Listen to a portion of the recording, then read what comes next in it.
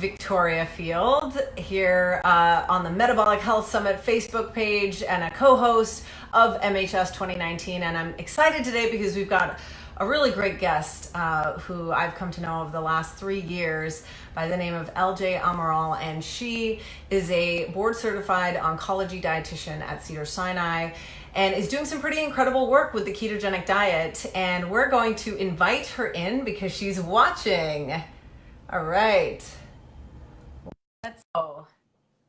Come on, Facebook. So it's adding you. There we go. There we go. Hopefully this works.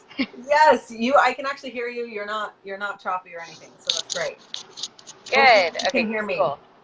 I can hear you. I just had to run upstairs really quick, and so. All right. Well, we're all good. I'll let you catch your breath. And I was just telling people that you're doing some really great work with the ketogenic diet specifically. And I just recently told you this, but you're such an important voice for cancer patients and really beyond that in this community, as well as at Cedars-Sinai, that's really championing the diet and its application and potential when it comes to using it alongside standard of care. And it's such a powerful tool, something we sort of got a taste of when we worked together and met 3 years ago. So if you maybe want to kick it off by explaining how you and I met, which was through Epigenics Foundation. We sort of teamed up with your team. And Epigenics Foundation, for those who don't know, is a nonprofit that's focused on studying the epigenetic impact of nutritional interventions on disease and performance. And we were starting to work with people at the time on the ketogenic diet and using that as a metabolic therapy. So if you want to maybe kick off from there, how things sort of came to be and how we've really made some incredible relationships from that chance meeting, I feel like. Yeah, I mean, it was all serendipity. I felt like, we had a patient here at Cedars who, like you had said before, was starting or had been following a paleo diet after his diagnosis with glioblastoma multiforme, and asked his oncologist, Dr. Jethro, who we both work with, and he's kind of like my big champion with all of this. But he, asked Dr. Who what he knew about it, and 3 years ago, there wasn't a lot out there in terms of cancer, and so he referred down to me, and I was just as stumped. I had never heard of it outside of school. So I decided to, take on the challenge. If it wasn't me trying to help, he would be by himself. And, going through the treatment, it's not easy by any means. So, and he had fantastic support though. But, I felt like it was my due diligence to be on that back burner and do my own research and try to find out what I could, and unfortunately, I found just a lot of negative research kind of saying it's impossible to do outside of the lab, and there's fantastic results for mice, but that's easy because you can manipulate their diets super easily. And so, we decided, well, let's just try. But then, I was out to dinner with some friends, and one of them happened to work, with Ron and at Quest, and I feel like it kind of all just kick-started from there. Yeah, it really did. And so Ron Penna, who is the founder of Quest Nutrition, also founded Epigenics Foundation.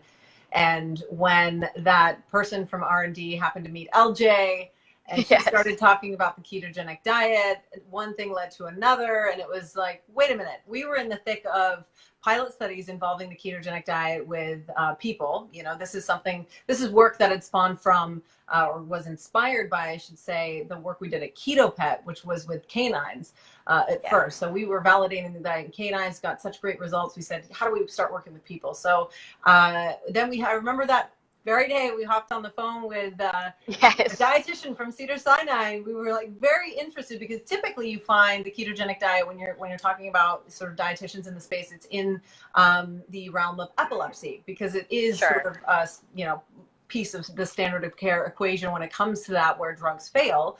The ketogenic diet is often implemented in a hospital setting. So when we heard LJ was, interested in the ketogenic diet, knew about it, was thinking about implementing it, in a cancer type situation, we said we have to talk to this person. So hopped on the phone, and sure enough, LJ knew exactly what she was talking about, and we had sort of hit it off. And then the next step was we met inside Cedars-Sinai just to kind of talk a little bit more. And that's where really it started, where, a group of patients could choose to, if they wanted to, participate in this pilot study that we started together, to where we wanted to see what the effects were of the ketogenic diet alongside standard of care. And some of these patients, if you want to explain, some of them had gone through standard of care previously, some were currently going through. If you want to kind of talk a little bit more about what that was like and what that pilot study kind of took form as. Yeah, I mean, it was, I have to say, both you guys and Dr. Who were just instrumental in terms of, finding the right patients to start off with, first off, and then second, making it as easy as possible for these patients. So, a lot of them, were young. Most of them had actually progressed through their first line of treatment. Some were on their second, third, even fourth lines of treatment. But all patients were very highly motivated to make these dietary changes. And, we're talking 2.5 years ago. So this is before, I mean, yes, keto has always been, I think, a big topic of discussion, especially for a lot of patients who do also have the side effect of epilepsy. But, it wasn't like where it's now, where there's such an abundance of information, so these patients were super motivated to completely change their diets, unknowingly giving up some of, their favorite foods, which was a struggle for some of them, but, nothing else had changed in their life except for the diet intervention. And I mean, we saw amazing, inexplicable results in some of these patients, so with our first patient, the one who really helped spearhead this entire project, was unable to read before he started doing keto. And within, I think, like 3 months of the diet, he was back reading books, which is just insane. Another very young patient who was 28 at the time, used to love running. Within, again, I believe about 3 months of the diet, was jogging again. So we saw incredible, very encouraging results that has spearheaded more projects, from this, which is really fantastic. Yeah, it was pretty incredible. I think at the sort of foundation of it all was just the improvements in these people's quality of life. Totally. And perspective too, right? I feel like it gave the patients that we were working with some sort of empowerment, like, hey, I can do something here and I'm actually feeling different. Because ketones are so neuroprotective. I know I follow the diet because my brain feels better on it. So, among other things. Other things, right? But for me, that's one of, I would say, the top reasons I choose to follow that lifestyle. But to watch these patients go through that sort of transformation of, understanding that each day they could do something, I think shifted mindset, which, as you know, mindset in this whole process, I think more than anybody in working with patients directly, it is huge in the process. But then too, seeing some of them suffering from aphasia to then, regaining the ability to read, to, even professional surfer, Tim Rita, he initially lost his ability to surf when he was initially diagnosed and had a seizure and the whole thing. Can't go in the water like that, but after some time we got to see him back in the water again firsthand, which was is a video actually you can watch online, which is pretty cool. It's under the Epigenics Foundation YouTube channel. We sort of shared his story, and he saw a pretty significant reduction in tumor size. But I will say, I'm so thankful for what David Shevok is the patient who first came to Dr. Who and said, hey, why are we not looking at this? We've got to try this, right? I'm doing paleo, and clearly it's not doing enough for me, and I want to do more. If it wasn't for him, that really, he inspired so much change. He impacted so many patients. He touched the lives of you and I in very profound ways. And not only did he impact the patients that went through the pilot study and all of us, but it's now inspired clinical study, which I will Yeah. let you talk about, that is really the first step, a crucial step in really bringing this to the forefront, and hopefully one day having it as something that might be, if the evidence is there, that might be something that's offered in combination with standard of care. So if you want to explain what the study is and what that looks Sure. like. Yeah, so basically, once we saw these fantastic results with the pilot study, we figured, like I alluded to before, there really isn't a ton of research out there in humans that supports using the ketogenic diet as an adjunct to standard of care therapy. So we really wanted to come up with a very robust phase 1 clinical trial that has more than just looking at keto as, is it safe, is it feasible, but also, some of the other bigger questions, like how does it affect inflammation and inflammatory markers? How does it actually affect our lipid profiles? And does it really affect our quality of life, especially as a cancer patient? And so we are doing a phase 1 clinical trial for ketogenic diet, brand new diagnosed. So within 3 months of your diagnosis, we'd love to see you and put you on this diet so that you can go through either before, during, or after your initial phase of chemo and radiation to see if it has an ameliorating effect, one, but two, how does it make you feel overall? Is it not only safe and feasible? Yes, but does it actually make you feel better going through treatment? And, so far, so good. So That's awesome. We'll see, and hopefully, this research paper can inspire other institutions to consider the diet themselves, or maybe start their own clinical trial and see what kind of research and findings that they have as well. Absolutely. So how many patients do you have so far? Is this something that other people can participate in? How does that process work for you guys? So we have had 4 patients enroll so far, and it's open to anybody who can come into the LA area for follow-ups, essentially, just because, with the diet, there are some physical changes that happen. Right. For instance, like we've seen extreme weight loss in some patients, and so it's important that we track them. I'm following up with the patients weekly, either through phone or email. We track their biomarkers, like their blood glucose and ketones. We do provide blood glucose monitoring systems as well as the ketones, which is great. So anybody within the area or who can make the trip, we highly encourage you to check out our clinical trial. It is on clinicaltrials.gov. If you look up ketogenic diet in California, you'll find our trial. And we really don't have a lot of exclusionary criteria. So, we do ask that your BMI is a specific, at a specific point, because we don't want you to lose too much weight and get too skinny. But aside from that, it is pretty open, and we do encourage patients to reach out to our study coordinators if they're interested in joining us. That's great. And it's good to hear, too, you're recording a variety of markers and looking at different aspects of this, not just, from everything from how they feel to inflammation in the body, which is huge and hugely important in this whole process as well. And the fact that you guys were trying to get people into this study when they're newly diagnosed, I think is a big deal, because, if you can get in there, maybe even before you start chemo. That's okay. It sounds like there was a jet going by. Helicopter. Right.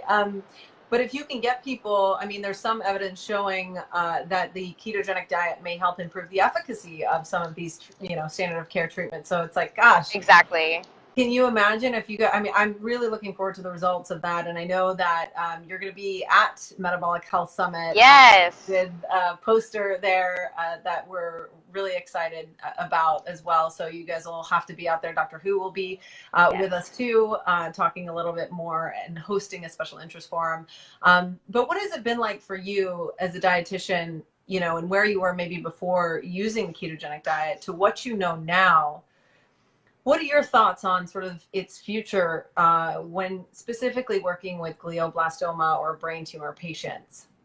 Yeah, so I think it can have a huge effect on patients who have a brain tumor specifically, and more specifically if they also have the unfortunate side effect of epilepsy or seizures. You know, some of the most respondent patients that I've had are those who have also had the epileptic factor come into play. It also really helps, you know, to have good support, you know, so if, not to say that you can't do this on your own, you definitely can, and we have had patients do that, but especially if you're brand new diagnosed, you're going through your treatment, if you have somebody who's there to support you, it's huge. But I do think that there is a very big need for this. You know, there's a huge gap though, you know, like with the research, and so it's really hard, especially translating research into clinic. You know, it takes quite a while and quite a few amount of people getting behind it, which I'm so thankful for, you know, the MHS and how many people it brings together and how it is going to hopefully help change and continue to change that conversation. But I definitely see a future for it, especially in the setting of oncology. And as we continue to do more research and find, you know, cancer is truly a metabolic disease at the root. So if we can continue to try and change conversations and keep open minds, I think that's a huge thing, is that if people could have an open mind to what this diet can do, it could have a really big impact. Yeah, no, I agree 100%. And I have a lot of respect for you because I know you're in the trenches with patients day in, day out. And that's a very challenging, but can be very rewarding role. But, you know, how, for you in working with patients day to day, you know, how important of a role does nutrition play in the equation when it comes to, you know, what these patients are dealing with and how they, you know, assess the situation, how they perceive the situation, and how they move forward? Well, I'm biased, but I think it's huge.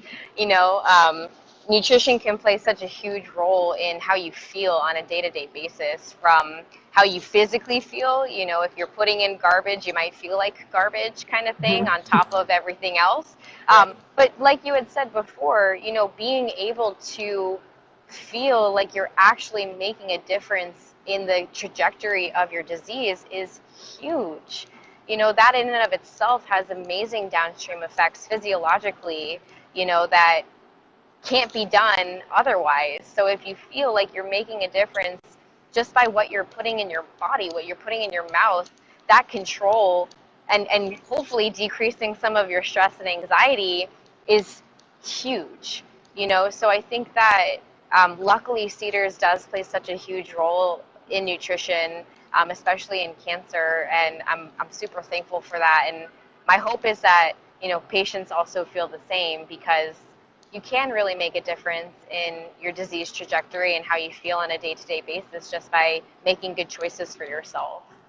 100%. What is your sort of hope and dream for this in terms of, you as a dietitian know the importance of nutrition, obviously, but where do you hope this goes? You know, it's obviously starting to gain momentum in the mainstream, which is a lot of work in terms of education that still needs to be done. But what is your ultimate sort of vision, you know, professionally and personally for you?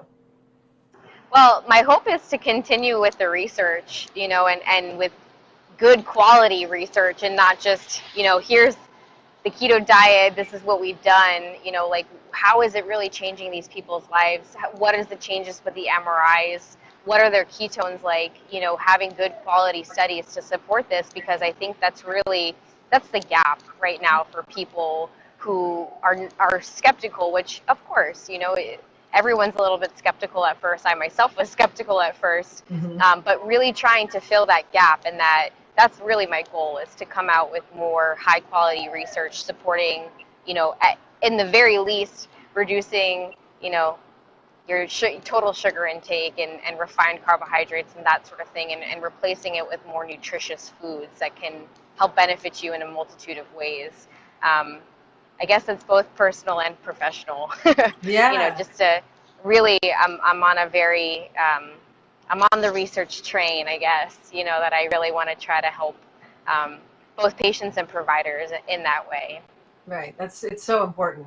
The work that you guys are doing in the clinical trial is the start of something very exciting and important in order to, bring a bigger conversation around this. How would you say in the last 3 years, sort of the exploration of the ketogenic diet, really diving into the weeds with it, has changed you personally?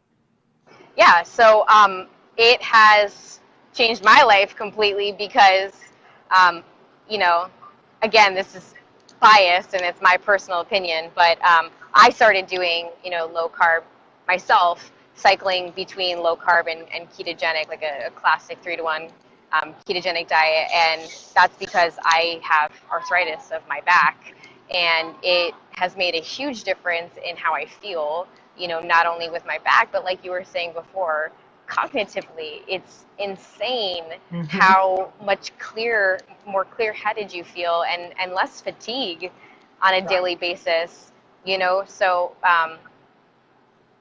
yes, my whole goal for this was to help patients, and I also kind of inadvertently helped myself figure out, and I also do believe that this is a very specific diet, and not everybody might benefit from it. It really depends on the compliance. So if you're just going to do it, I'll try it a few days a month kind of thing, you're really not going to get the benefit of it. So it really, I guess, depends on personality or willingness. But for myself, it's definitely changed my life in more ways than one. Yeah, no, that's awesome. What would you tell, some patients have access, thankfully, to amazing dietitians like yourself, and physicians who are open to, exploring maybe the ketogenic diet, if it's presented to them. But for those patients that might not have that sort of access just yet, or information, what would you tell them to do? What resources do you typically suggest that people take a look at? Yeah, it's funny. I actually just got an email from a woman in the UK who was looking for advice, and it's unfortunate that I won't be able to help her because I won't be able to see her. But I just went through this, so I definitely recommend certain resources. So, for instance, like, I can't say enough about the Charlie Foundation. I think that they spearheaded keto from the get-go, and their resources online are amazing, from institutions who do keto to RDs who do keto, recipes, other resources. I think the Charlie Foundation is amazing. I also love Dom D'Agostino's website. It has a really an immense amount of information that you can find. Same kind of thing with the Charlie Foundation in terms of foods, resources, other books that you can look at, websites, dietitians, the whole 9 yards. And then, of course, trying to educate yourself, with books. So I love being an oncology dietitian. I love Thomas Seyfried's book, Cancer as a Metabolic Disease. And then I actually, I keep this in my office. I love that you have that. So I'm a big fan of Dr. Jeff Volek and Dr. Stephen Finney, and the Art and Science of Low Carbohydrate Living, I think, really was revolutionary for its time, and it still is. And it's a fantastic resource from start to finish in terms of getting started. So the internet is fantastic, but it's also a scary place. So it has a lot of misinformation out there, and these are definitely resources that I really trust. That's great. That was a great, and I love that you even have a demonstration and all the resources. Dr. Jeff Volek is actually going to be presenting at the conference. Dom is as well. Tom Seyfried. We're honoring the Charlie Foundation at our gala dinner because their work is so important. We 100% agree with you. Max Love Project is also a beneficiary, and they're doing a lot of great work with cancer specifically too, with the ketogenic diet. So those are a great list of resources for sure, and really appreciate all the work that you're doing to kind of move this forward. And I'm so thankful for, that one day that Dave Shevok said, hey, let's talk about this. Why are we not talking about this? And although he's not with us here today, he is certainly a pioneer in this space, and his courage to really say something and say, hey, let's look at this, is going to impact so many lives. And you, I know, are carrying that on. We're trying to do something very similar in just providing a platform where we can hopefully build collaborations, get people excited about the research out there, make sure that scientists and physicians and clinicians don't feel like they're in a silo working this by themselves on different parts of the world, because there's a lot of work underway right now, and people in the trenches like yourself, that we're excited to bring everybody together and have you with us in January. And I really want to hear more updates on the clinical trial. Hopefully you'll have more to share in January. Do you expect to be able to share maybe a couple of cases potentially? Yeah, for sure. And I couldn't have said it better myself. Thank you. I'm super grateful for everything. And, this has definitely been an amazing way to get into, nutrition research and try and change the world. Absolutely. Well, we're behind you guys 100%. And somebody's saying here, thank you for all the info. This was so awesome. How can people, thank you for that comment. That's really kind of you. How can people find you, LJ? Because I know you put up some great content yourself. So let us know how. Thank you. Yeah, so right now I am working on a website, but for now I'm pretty much on Instagram. It is Low Carb by LJ. I really try to promote that keto can be helpful and it can also be easy. So I'm always on the go. So my recipes are super easy, super simple, and then I always put in little tidbits here and there on the nutrition facts that you can find in some of the foods that I like to go towards. That's awesome. Well, excited for that website. You'll have to keep us updated when that launches. That's really exciting. And thank you for taking time out of your busy schedule today. I know you're at work right now. Say hello to Dr. Who from all of us at Metabolic Health Summit. And just thank you for all the great work that you're doing with the ketogenic diet, and specifically brain cancer patients, and what you do day to day. It's so important. And I appreciate that. Yeah. Excited to continue to collaborate with you. So thanks. Me LJ. too. And see you soon, and definitely see you in January. Yes, for sure. Thank you all for watching. Thank you. See you soon. All right. All right. Bye.